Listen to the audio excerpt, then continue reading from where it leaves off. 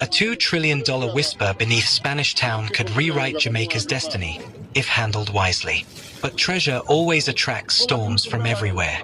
In this video, we are going to look at the explosive claim that Spanish Town may sit atop vast deposits of black opal, gemstone royalty with the power to upend Jamaica's economy. We'll break down how this rumored discovery surfaced, why black opal commands elite prices, and what a multi-trillion-dollar valuation could mean for roads, hospitals, housing, and real jobs.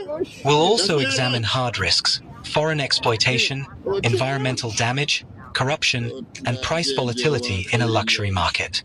Finally, we'll map serious paths forward, transparent policy, community ownership, and sovereign wealth planning, to decide whether this becomes liberation or another lost legacy. In the heart of Spanish Town, the island's old colonial capital, geologists have uncovered what early whispers suggest could be one of the most valuable